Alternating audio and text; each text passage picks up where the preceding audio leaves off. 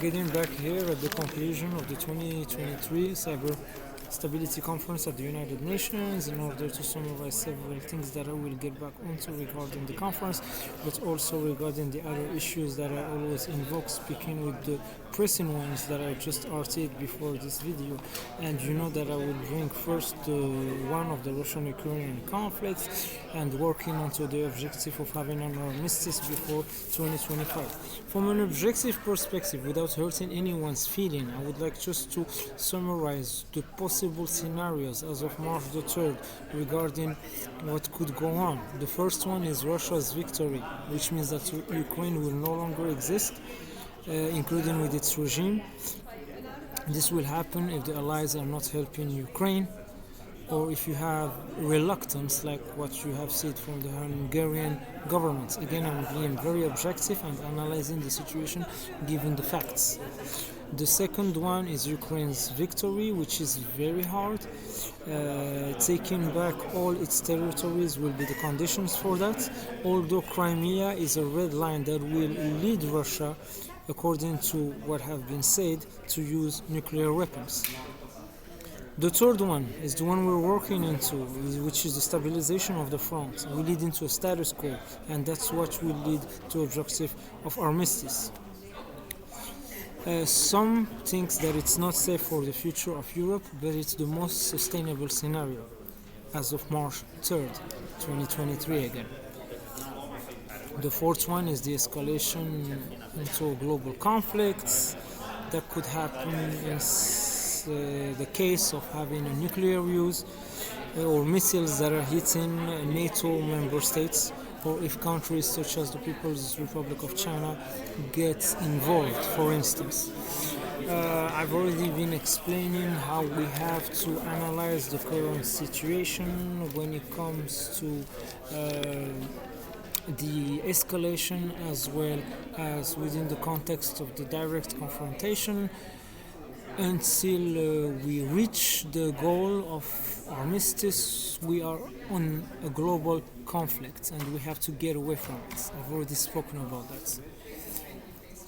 From the perspective of the potential escalation, like I said, that could lead to World War III, and this will lead to possibly a nuclear winter that will be the most devastating event since the extinction of the dinosaurs. If we want to have a reflection on the failure to lead in the West, it is one of the main characteristics within the development of this war in 2022. Then one other thing that is also reflected in all this is also the Vision 2050 of China, that includes the Silk Road, and the one of Russia, which is the ambition to re-establish the old orthodox power. From the perspective of the direct confrontation, if we look at the combat development, getting back also to the front in Bakhmut right now, and looking to work onto the ceasefire talks that will lead to the armistice before 2025, as of the data that we have today. March the 3rd, 2023. In Russia, resuming here with the government's activity ever since the G20 in 2022, and looking also on what has been invoked about Crimea and the scars of the old New World Order with the consequences of these conflicts, as well as how the modern bacteriological war that I will speak about just in a minute is impacting all this context.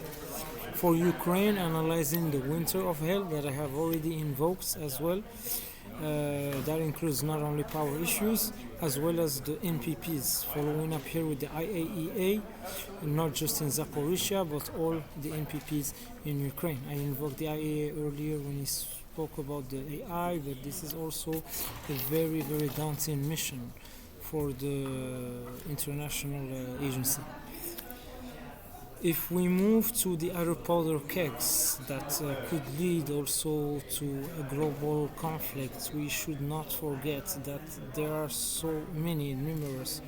I don't want to invoke the totality of the other conflicts, armed were they or not, or issues even throughout the world, but you have to remind that there is a pressure when it comes to the question inside of China related to Chinese Taipei, as well as the situation of the nuclear in Iran. Here also a third homework for the IAEA will be related to analyze this rate of uranium that is needed by Iran in order to produce a nuclear weapon.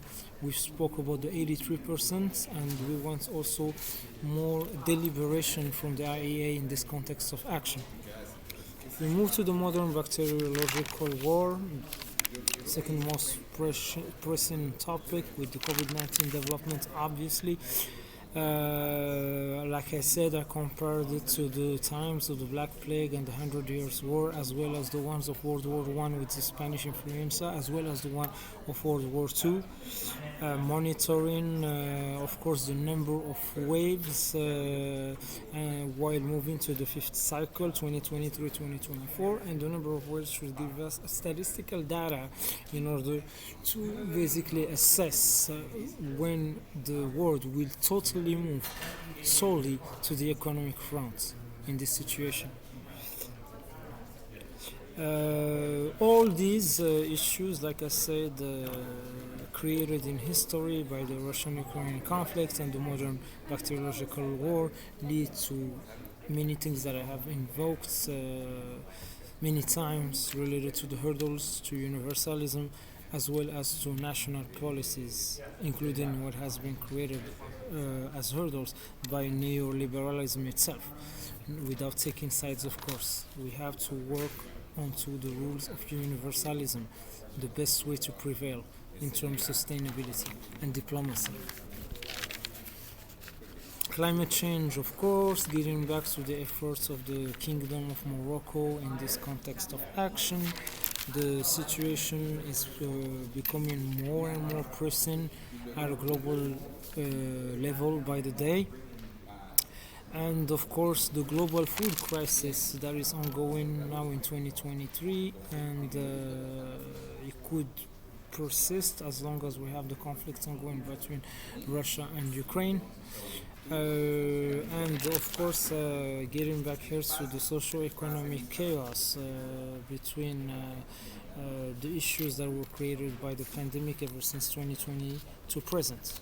Many other dangerous topics to the future of humanity have already been invoked in my recent RT.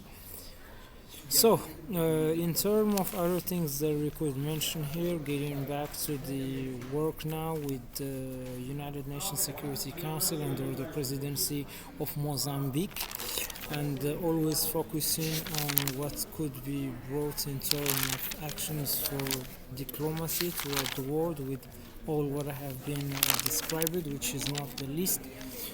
And the issues that could be dealt with also when it comes to the other non-armed situations throughout the world via the Council.